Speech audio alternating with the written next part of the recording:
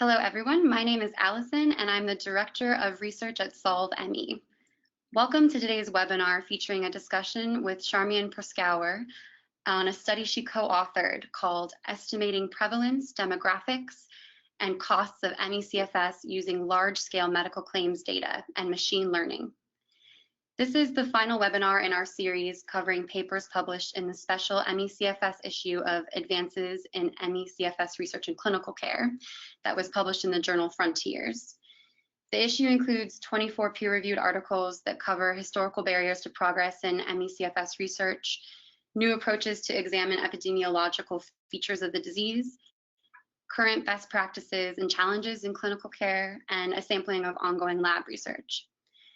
So as part of that series, in a webinar last month, Dr. Amy Prohl focused on tiny microbes and how pathogen-host interactions could be driving ME/CFS. And so now we're going to zoom way out and look at an effort to define prevalence and some other characteristics in the ME/CFS population, which I'm particularly excited about because I'm a public health nerd. So I'm really pleased to introduce you to our speaker, Charmian. Charmian is a board member and past president of the Massachusetts ME/CFS and FM Association.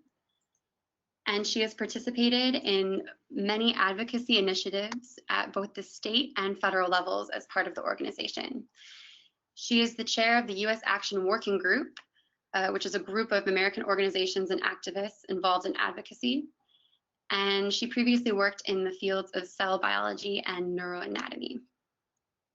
So without further ado, I'll hand the mic over to Charmian.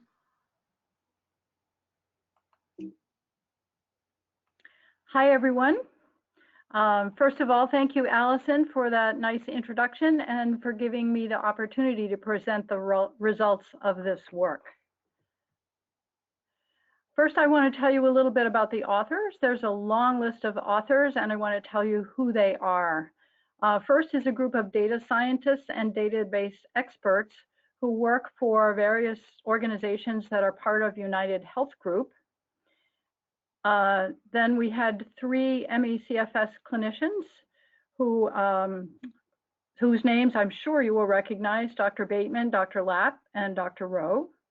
And then an epidemiologist, perhaps whose name is not quite as familiar, Dr. Al DiMaria, who is retired now, but he was the medical director and the state epidemiologist at the Massachusetts Department of Public Health. And then finally myself. I want to give thanks especially to United Health Group and particularly Optum Enterprise Analytics, which is one of the subsidiaries, for providing the resources for the data analysis. And this is access to the database as well as the services of the data analysts and the 2 consultants who worked on the project. One of those consultants, full disclosure here, is my son, Dan. He and I had this idea in the beginning, and he made all the contacts within the United Health Group, coordinated all the research activities, and created all the charts and the graphs that were used both in the paper and also on the set of slides that I'm going to show you today. I could not have done this work, so thank you, Dan. Finally, the ME/CFS clinicians who actively guided the work. They participated from beginning to end. They offered many editorial suggestions. And Dr. Al DiMaria, who provided all of the epidemiological expertise and who personally has been a supporter of ME/CFS patients for many years. Then Dr. Ken Friedman, who was the editor of the ME/CFS themed topic in the Frontiers Journal. He provided encouragement in this work and kept us going, and also gave me lots of editorial support. And a number of individuals contributed toward the publication costs for the paper, and then finally the support of the Massachusetts ME/CFS and FM Association. So thanks to all of you. Without that, we could not have done this work. We had a big idea and generated a lot of questions. We were able to get access to a very large US medical insurance claims database through Optum Enterprise Analytics. This database includes medical claims records from medical and facility claims records from 50 million individuals. And then we came up with a number of questions that we wanted to explore around ME/CFS. And I put quotes around that because claims records which use ICD codes. There's no claim code for ME-CFS. We had to look at ME and CFS separately. So first, how many people have been diagnosed with CFS or ME? This would give us a window on what providers are doing, how they are making the diagnosis, and how many people are getting this diagnosis. What are the demographics of the diagnosed population, age groups, and especially female to male ratio we were interested in finding out about. We were curious if we could identify clusters of diagnoses around ME-CFS specialty clinics. And also, could we use symptom codes for the symptoms that are outlined in the 2015 Institute of Medicine report as being clinical criteria for ME-CFS? And would that help us identify undiagnosed patients? What are the medical costs? And this would be, in this case, insured medical costs associated with ME compared with similar diseases. Could we use machine learning to identify undiagnosed people and thereby get a better estimate of total prevalence? And finally, how would these results compare with prevalence estimates and demographic estimates which use other methods? So I'm going to go through and answer each of these questions. This is a preliminary study. We think it's the first of its type to be applied to ME-CFS. Previous studies used different methods to estimate prevalence and much smaller data sets. We hope that these findings will spark interest in the use of big data and predictive analytics to explore many questions around prevalence, demographics, and especially healthcare provider diagnosis. How has prevalence been estimated in ME-CFS previously? Basically, there are two types of studies that have been used: community-based studies and broad-based health surveys. Our study is the first to use a very large medical insurance claims database to look at provider-assigned diagnostic codes. And I'll just say a word about each of the previous two. Community-based studies usually take place in one particular community, a city or possibly a state, or maybe the patients in one medical clinic, and they combine identifying prospective patients with either medical examination or chart reviews to make sure that those patients actually meet the case definitions of whatever particular case definition the study is using. A broad-based health survey, on the other hand, is self-reported, where either through surveys or phone calls, a large number of people are surveyed and they are simply asked questions like, have you ever been given a diagnosis of chronic fatigue syndrome? And this is not medical doctors or case reviews, it's just what people have been told. I want to say a few words about our database. It's a very large database of medical and facility insurance claims. And this database is primarily used for commercial research. So for example, a drug company wanting to find out about prescriptions, or how often is a particular diagnostic test given to a patient. The data in this are de-identified, but it is 50 million individuals, but each individual's claims are linked. So we know if a person has 7 or 10 or 1 claim, we know that. 80% of the individuals have commercial health insurance, mostly through United Healthcare. 20% are Medicare patients, and importantly, there are no either uninsured patients, obviously, or patients with Medicaid claims. The study was conducted in 2017 and 18, but we used data from 2011 to 2016. If the query was done, we had complete data for those years. If the query was done in 2017, then we included claims that were from 2017. All these claims contained at least 1 and up to 5 diagnosis codes. And for some subsets of the data and some queries, we used only the primary code, but for others, we used all 5 codes. And all of them looked at codes for CFS and ME separately. What else do you need to know? Here, the diagnosis was assigned by the provider using a particular ICD code. and we use the US ICD codes. We do not know what criteria were used by the provider to make the diagnosis. We also don't know what the date of onset was when the diagnosis was first made. And the code was for either CFS or ME, and we used the 4 codes that are in the table there. I want to stop a minute because a number of people have kind of dismissed our findings, saying, well, there are issues around ICD codes, there are issues around case definition, we don't know what the provider did, or it's just an administrative claims database and it won't really tell us anything. If these things are showstoppers for you, I want you to know that we are well aware of them, but I would also invite you to keep an open mind over the next hour and see what we can learn from using this big database, and especially through the lens of healthcare provider behavior in making a diagnosis. So how many people have been diagnosed with CFS or ME? We did 4 types of queries, and I'll go through each one of those, but our queries came up with a range of prevalence from about 0.5% to just over 1%. And it's easier for me to think in terms of percentage rather than the way epidemiologists think of it, which is the number of instances per 100,000.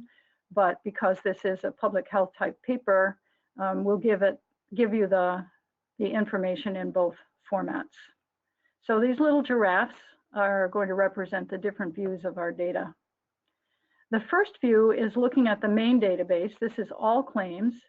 This includes all individuals who had at least one claim, and here we looked at the primary code field only. So the total population was about 50 million. Some individuals had codes for CFS or for ME in different claims, and so we had to remove those duplicates. When we removed the duplicates, we ended up with about 260,000 people in a group of 50 million. Who had a diagnosis of either CFS or ME, and that gave us a prevalence of 519 per 100,000, or just over 0.5%. We did have gender information on all of these claims, so the gender ratio here is 63% female and 38% male. Our next view was people who were continuously enrolled in the database for the full period, which could be as long as 7 years. This was the smallest group. We looked at it this way on the recommendation of the data scientists, because this would give a more complete medical history with more claims for each individual in this group. Here we looked at the primary code field only. Total population was just over 2.5 million people. Again, we removed the duplicates, and when we did, we found we were left with 17,000 people out of 2.5 million who had a diagnosis code of either CFS or ME, which is a prevalence rate of 669 per 100,000, or 0.67%. Here the gender ratio was 61% female and 39% male. The last subset of the database that we looked at was people who were continuously enrolled for a 2 to 4 year period. Again, the data scientists advised that this would give us a better representation of the average of people in the database and would eliminate the outliers. So this was an average enrollment duration. We looked at all 5 diagnosis code fields when we looked at this group of people. Total population was 11.7 million people. Again, we removed the duplicates, and we ended up with almost 122,000 people in this group who had a diagnosis of either CFS or ME for a prevalence rate of 1,038 per 100,000, or just over 1%. The gender ratio here, 59% female and 41% male. This is the data set that we used for the machine learning analysis. I'll just say that right now. We'll talk about that later. A word about the gender ratio. This ratio may be a lower ratio of females to males than is reported in many studies and is commonly cited, but it is what providers are doing. It's what's in the database. So we'll just leave it at that. Can we apply this to the population of the United States? Maybe. There are some considerations here. The main one being that ME-CFS is far less common in children, And so that would skew the numbers to give us an overstatement of the prevalence if we just apply the adult prevalence to the entire population of the US. Also, the database being a database of insured people primarily by one insurance company may not reflect the social demographics of the United States, and we'll talk a little bit more about that at the end. Finally, of course, we don't know what diagnostic criteria were used. Nevertheless, if we just apply these percentages directly to the population of the US, we get 1.7 to 3.5 million people, individuals, who may be walking around with a diagnosis of ME or CFS in their medical records. The 3.5 million, I suspect, may be too much on the high side, but anyway, that's the numbers. What are the demographics of the diagnosed population in terms of age groups and gender ratio? So we took a closer look at that, and I have a few graphs to show you. I want to point out that the vertical axis here is not the number of people in each age cohort. That's important. What the vertical axis shows is the rate of diagnosis in each age cohort. So the yellow bars or the orange bars are females, the blue bars are the males. And this graph shows the non-continuous population. This is the main database, the reference population being 50 million. And the prevalence here, about 0.52%. The female to male ratio I've given, and you can see that the rate increases pretty steadily from the very youngest children, who are represented here, to the decade of age 40 to 49. And then after that, it kind of levels off in terms of the rate of diagnosis in each age group. I want to point out that in the very youngest age group, there are more boys than girls. And even though the number is small here, it is significant because it has been reported before by other studies. And we don't know why that is, but something may happen after puberty that increases the number of women that are susceptible to the disease. That's something that we should look at. We just don't know. The next is just an example of the age cohort and the rate and the gender ratio in each decade of age. This was based on the 7-year full continuous population. And the reference population here is 2.5 million. Because we have a more complete medical history, we have slightly higher rates than we did in the previous graph. So the prevalence here is 669 per 100,000, or about 0.67%. Finally, this is a different view. This is the 2 to 4 year continuous population, but looking only at the diagnosis of ME.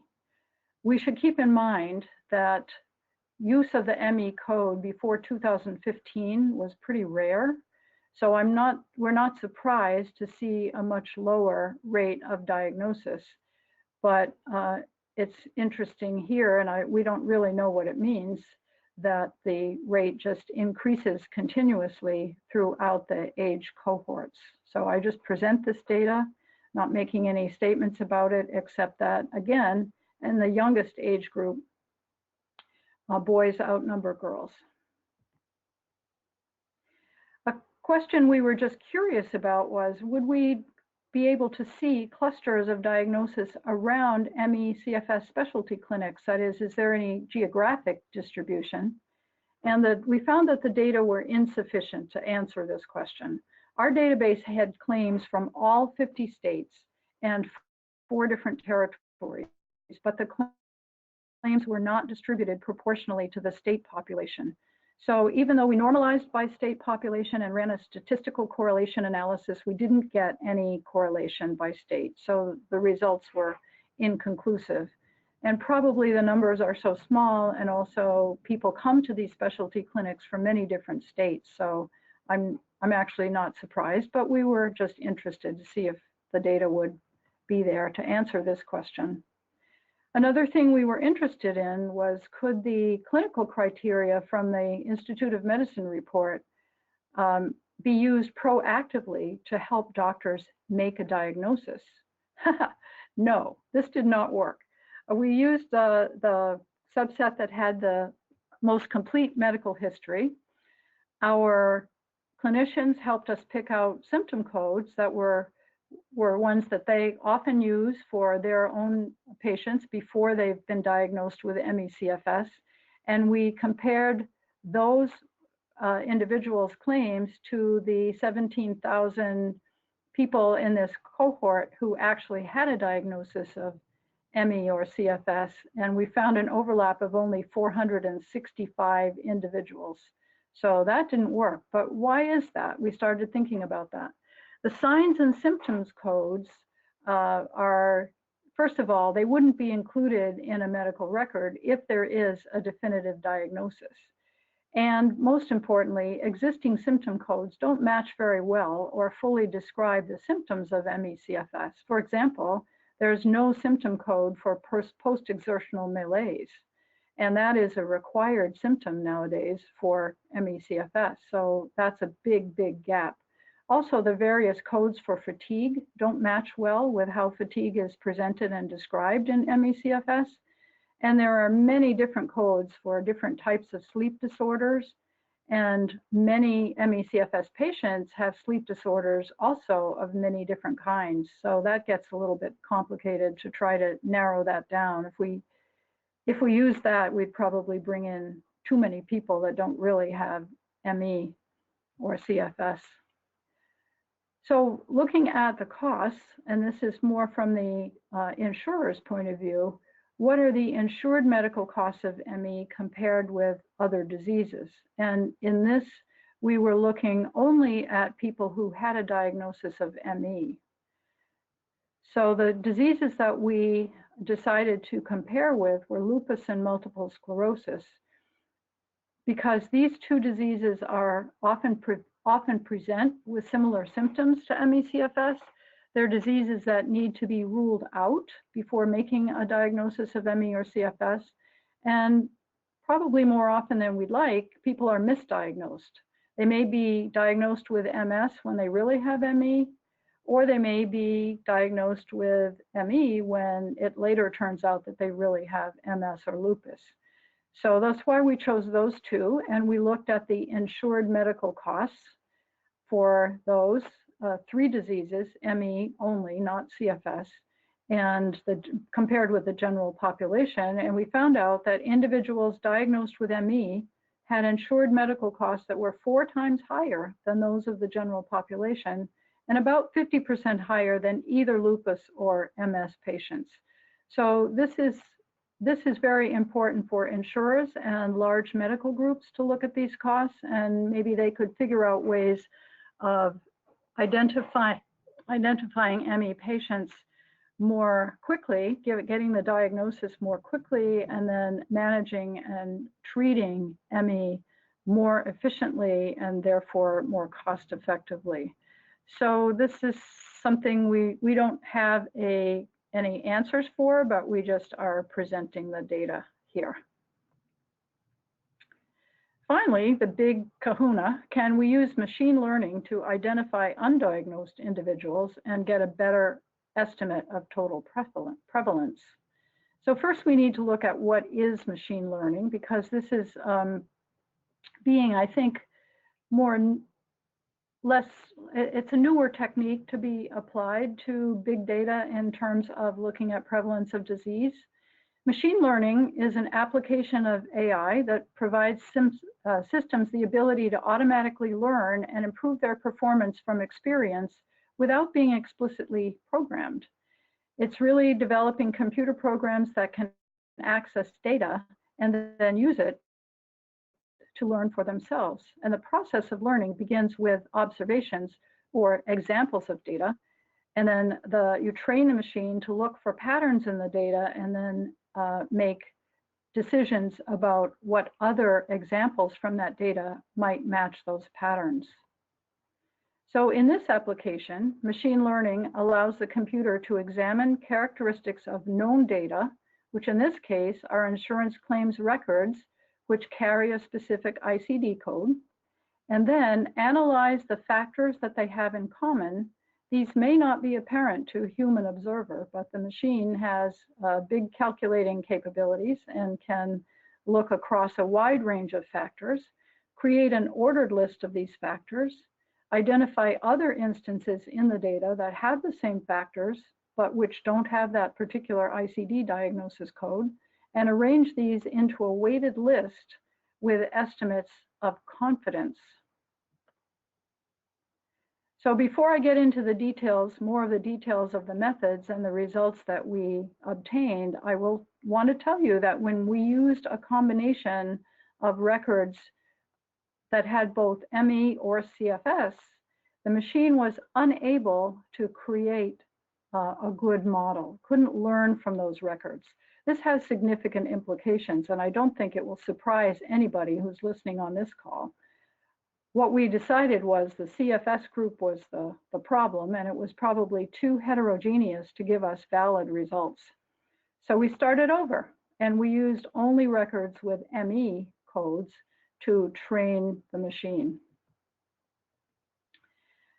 Another thing we have to say here is that the quality of the machine learning output is measured by sensitivity and specificity. This is a common measure in statistical analysis, and it's widely applied to medical applications. For example, testing whether a particular diagnostic test is capable of identifying people who really have that disease. And the little picture shows you how specificity and sensitivity are actually calculated. When a model is used against an unknown data set, the confidence in the prediction is one of the outputs of the model. So it's possible to set thresholds for confidence levels and produce predictions for true outcomes only when there's a high level of confidence. And I go into this because this is what we did in our study. The final output from our study gave us a list of weighted features, which include medical claim codes, age, gender, procedure codes, and things like that. A calculation for both sensitivity and specificity when we set the confidence threshold at 0.6. An ordered list of individuals likely to have ME, and from this list, we took only those individuals who were predicted by the machine to have ME at a confidence level of 99%. So we set a very high bar. Because the sensitivity wasn't really that great, although for this type of application, sensitivity and specificity around 0.8 with a threshold of 0.6 is considered a good result. So we were very close to that. When we looked at this list of weighted features, we had our clinicians look at this list. It seemed pretty random to me, but Dr. Bateman looked at it and she said, yep, that looks like an ME patient to me. So I'm not showing the exact factors that were used here, but if you look at the paper, we did list the top 20 factors in the machine learning model. From the machine estimated a prevalence based on almost 4,000 individuals divided by the sample size of 465,000 of 857 per 100,000, and the gender ratio turned out to be 58% female and 42% male. For performance reasons, we had to use a smaller subset. So we were just soaking up too much computer time when we tried to run the machine learning against the full 2.5 million or 11.7 million people. So we took a small random set of 465,000. So we have 4 views of prevalence and gender ratios, and I've put these all in a little table so you can have them as one handy slide. They show the reference population, the different subsets of the data we used, and the machine learning estimate. And again, you see the 4 views, the ratios from just over 0.5% to just over 1%, with the machine learning estimate somewhere in the middle. And you can see our ratios, female to male, are lower than what has sometimes been reported and what people think of. ME/CFS is a women's disease because, 4 times as many women or 3 times or 8 times as many women have the disease. That's not what we found from looking at how providers are assigning the diagnosis to men and women. And here, for these gender ratios, we did use normalized numbers here, and that means that we looked at the number of females with the percentage of females based on the percentage of females in the data set. And so for the same for the males. How do these estimates compare with estimates using other methods? The health survey data, and and also in the paper, we only used a good selection of other prevalence studies. There are more, and if you comb through the literature, you can find more. They are all over the map, but these are ones that are most often cited, so that's why we reference those in the paper.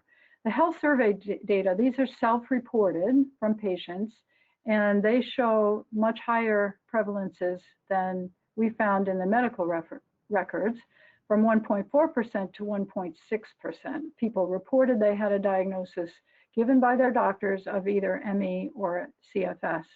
And the ratio of the percentage of females, you can see also there's a pretty large discrepancy here, and we don't know why that is, but we also show you the population size that those studies are based on.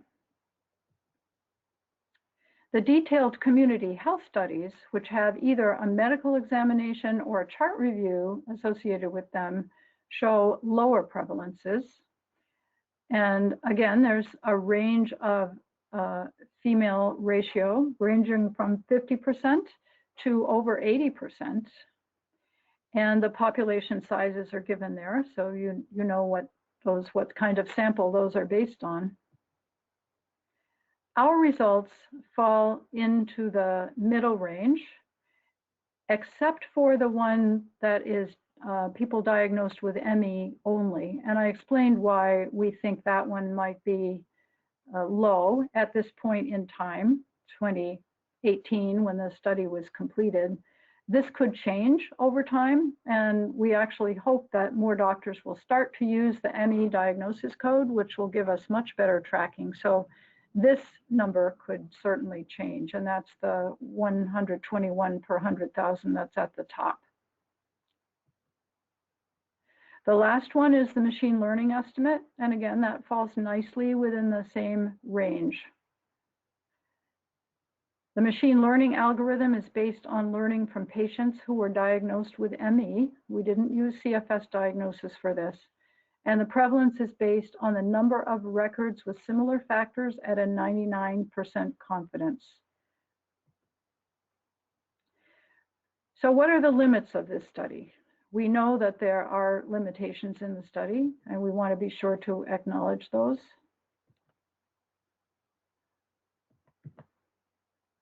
Whoops, sorry. First of all, data and coding. Limitations, I would say, fall into 3 big buckets: the sample composition, the code issues, and diagnostic criteria issues. So sample composition, our database doesn't include any uninsured patients. It doesn't include any Medicaid recipients. And community-based studies suggest that ME/CFS may be more prevalent in these populations. And I give a reference for a paper by Lenny Jason from 2006, which supports that fact that I stated there, and also has a much more extensive list of prevalence studies from all over the world, which is interesting to look at. So we didn't cite this paper in our paper, but I put the reference on the slide so that you can look at it. And interestingly, it was published in the CFIDS Chronicle, and Lenny uploaded it so that it would be available online. So you can look it up on the internet.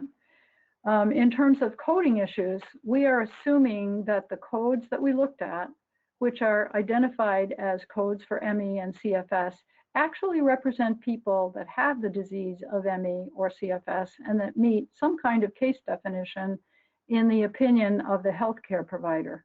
But we don't know that. And we don't know how the providers are really, how much they really know about the ins and outs and all the specifics of the ICD codes. So that is a big question, but nevertheless, it is the behavior of the provider. So that's really what we're looking at.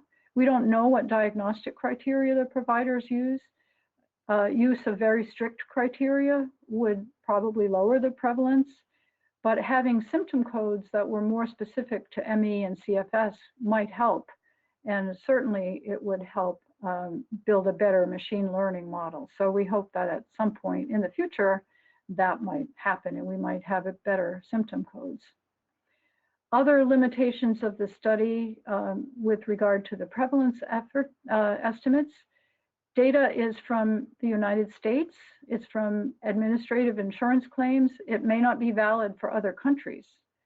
Again, we don't know what criteria the providers are using to diagnose, and it could be, prevalence could be overstated or understated depending on how the providers are looking at their use of that, the diagnosis code. And finally, there certainly is plenty of uncertainty if we apply our estimates directly to the total US population. From the machine learning perspective, the model would be greatly improved if we had symptom codes that matched ME or CFS symptoms. For example, it would be great if we had a symptom code for post-exertional malaise or a symptom code that described the type of fatigue that occurs in ME/CFS. Neither of those exist. Finally, the number of true positives, it was pretty small in our group. From a machine learning perspective, if you have examples of only 14,000 in a sample size of 465,000, that's a pretty small group. So we can't be too sure about the machine learning estimate, but we hope that our use of putting the threshold of confidence at 99% helps to compensate for that. We made a number of observations from the machine learning exercise, and from those observations, we stated some assumptions. So I want to be very clear about that, which are what is what we saw and what did we conclude from what we saw. So we saw that the model couldn't resolve better than random if we included records with CFS codes. So we concluded from that indicated that the CFS group of records was too heterogeneous to be useful. And that kind of lines up with the general feeling that CFS is kind of a wastebasket diagnosis, and a lot of people who may not really have ME/CFS that meet certain case definitions might be included in that group. However, we observed that when we used the ME codes only in the machine learning model, it produced an acceptable result. So our assumptions from that observation were that the ME code group probably had more consistent patterns across the records, therefore it was more homogeneous. We thought that maybe that meant that the providers who use the ME code know a little bit more about the disease, and that they are using it, applying it more carefully, and therefore that the ME code implies more than just chronic fatigue. So to quickly summarize our key findings from prevalence and demographics, our study shows that providers are using these specific codes quite often. Between 0.5% and 1% of individuals who are in our database are walking around with a code of either ME or CFS in their medical record. We also see that men are being diagnosed at a higher rate than we expected. More than a third of the patients, and up to 40% of those diagnosed, are men. And this should, whoops, hit the wrong record. This should make the men who have ME/CFS feel a little bit better that they're not so alone. Finally, the total people who are diagnosed in the US is likely higher than was previously estimated. It's probably more than the 836,000 that some of the older studies show, and it's probably not as high as 3.5 million, but it could be getting up there. This is a reasonable first try of this for this type of study, we feel, given the issues that there are with diagnosis and coding, but we would love to see this study repeated with other large data sets, and especially after more provider education about case definitions, about ME and the symptoms that it has, and getting more providers familiar with ME in general. Maybe they'll feel a little bit more confident, and we can be a little bit more confident in the diagnosis codes that they assign.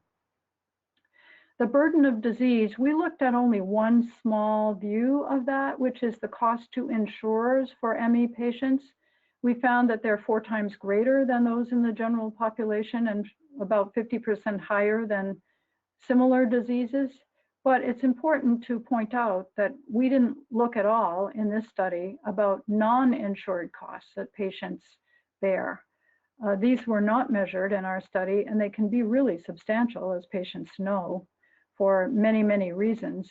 And also the disability, the high degree of disability and the loss of income that means for patients is an enormous burden. So the cost that we've identified to insurers is just one small part of the burden of the disease for patients.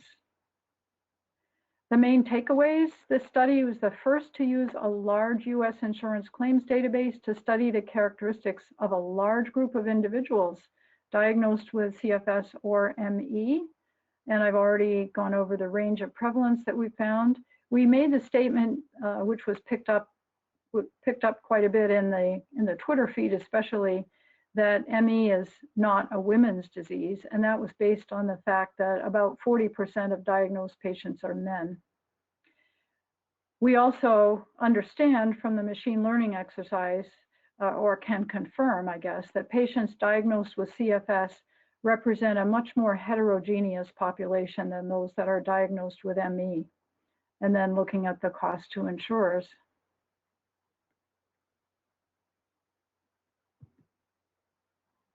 What's next? We would love to see future studies. We came up with a lot of questions, and some people have given us questions that they would like to have seen answered in our study, which we didn't look at. So future studies could examine what medical specialties are making the most diagnoses. That would be easy to get from this kind of a medical claims database, but we didn't look at that question. Another really important question is the prevalence of conditions that are commonly comorbid with ME or CFS. And examples of these would be fibromyalgia, orthostatic intolerance and POTS, and mast cell activation syndrome. It's really interesting that we have documented differences in the gender ratio before and after puberty. So it would be interesting to have some studies looking at the impact of puberty, what happens during puberty that apparently increases the susceptibility to getting ME/CFS for women as opposed to men. And then last, what accounts for the higher than expected rate of diagnosis in men? I had fun speculating about this. Why are providers taking the same set of symptoms more seriously in men and actually giving them a diagnosis where they might dismiss the same set of symptoms in women? But this was just thought experiments on my part. So it would be good to have some studies if we could find a way of studying that in particular. We'd love to see this study replicated using other large data sets, either electronic medical records, if people could figure out how to do that, or using other large data sets, either insurance claims or other data sets that are big.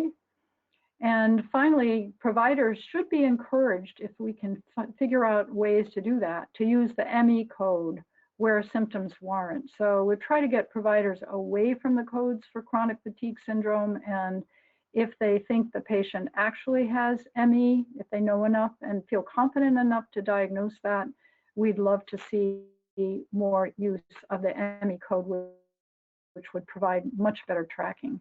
So the bottom line, there's much more that we can learn from big data.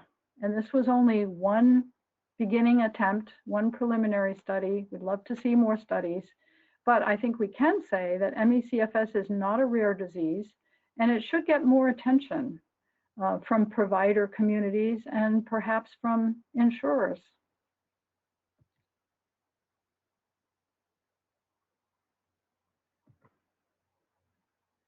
So that's my last slide. I don't know why it's not advanced. There we go. There you So go. I'll hand it back to Allison.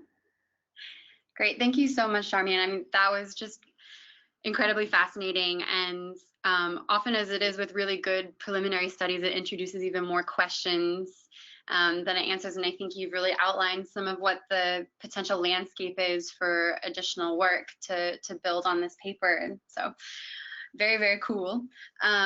Just a reminder to folks that you can use the question box in your webinar control panel to submit questions, but I'll kick it off with the first few that have come through.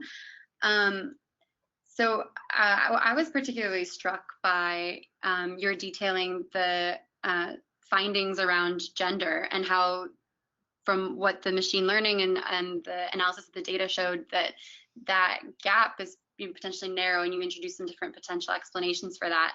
But that was certainly something that surprised me. And so I'm just curious, what was something in the data that particularly surprised you or that you didn't expect to find?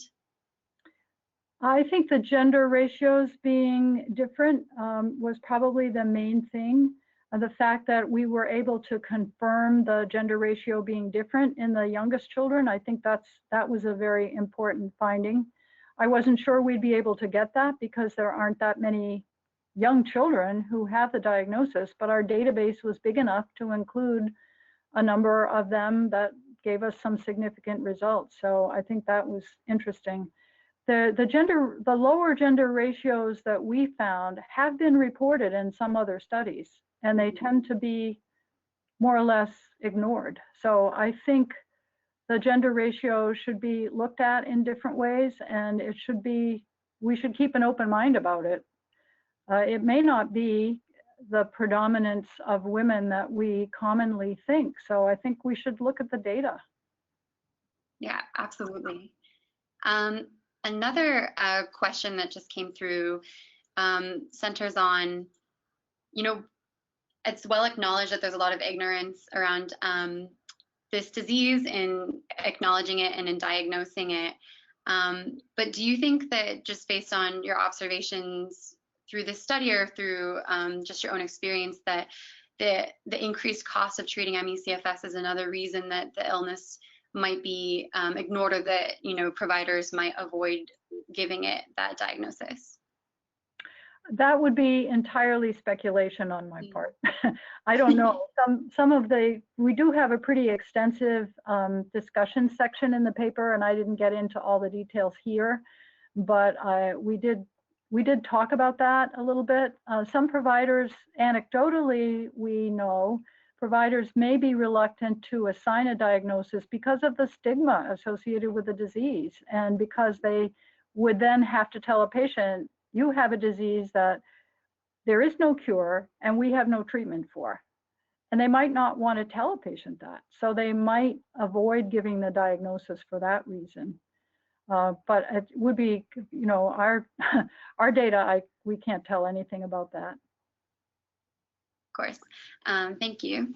And another question, you mentioned in the course of your presentation toward the end, future looking, that you'd want to see this study expanded on with additional data sets and with larger data sets. And so what is kind of like a dream list of different data that, if you could get your hands on, you would love to apply this sort of methodology to, whether it be other types of claims data, or if it were a patient registry? What is for you something to set a goal for?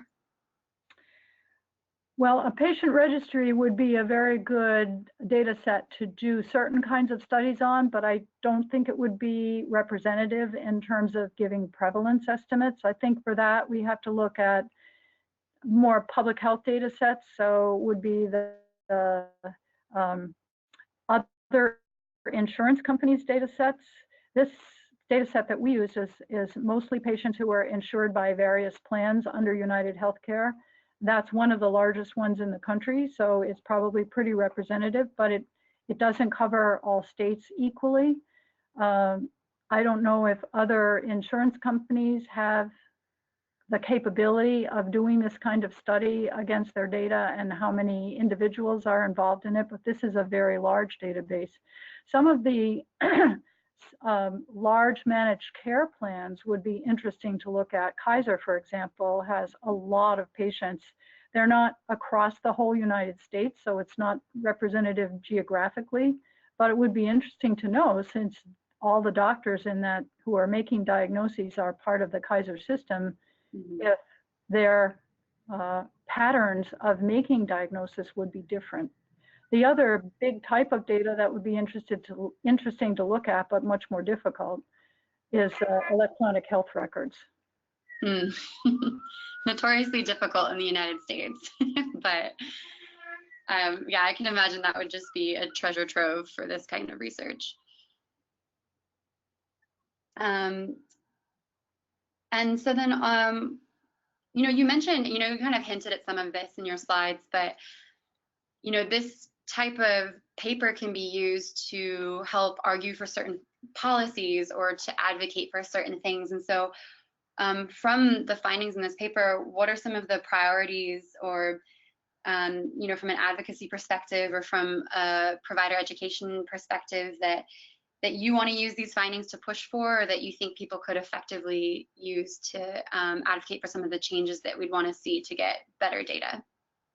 Well, two of the obvious ones relate to coding, and one would be to educate providers about the characteristics of ME/CFS using whatever diagnostic criteria people want to use, but including for sure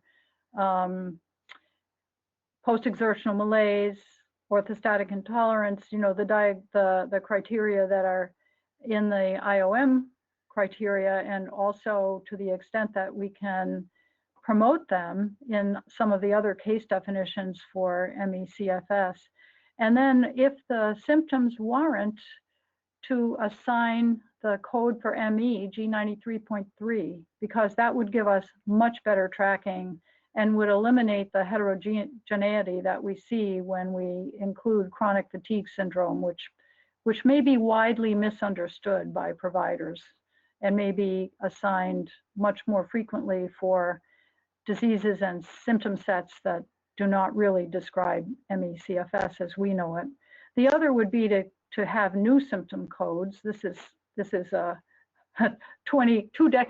decades long process, I think, and I'm not sure whether it's even practical, but if we had symptom codes for post-exertional malaise and describing the type of fatigue that presents in ME/CFS, that would be really interesting. And I think that would certainly help with the kind of automated data analysis that we were able to start doing with the machine learning exercise.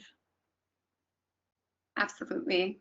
Well, we're inching toward the top of the hour here. So Charmian, I just want to thank you so much for giving such a great presentation. It was so clear, and a lot of what you outlined, I think, can be useful for people to push for some of the things that you just mentioned. And just thank you very, very much. Okay, thank you for the opportunity. Yeah, and just before we go, wanted to tell some folks about the other webinars in the series that Charmian just capped. And the first one was an intro by Ken J. Friedman. The second one was on the paper related to genetic predisposition, which also used sort of a machine learning approach that was presented by Travis J.A. Craddock at Nova Southeastern University. And just previous to Charmian's webinar, Amy Prohl spoke about, you know, persistent pathogens driving symptoms in ME/CFS. So there's links to view all of the webinars there, and Charmian's will also be posted on YouTube as well. And also wanted to just mention that we have our Double Your Impact Challenge. So before the end of the year, if you want to contribute and help support these webinars and make them possible, you can do so at that link there. So that'll wrap it up, and just thank you again for everyone for attending.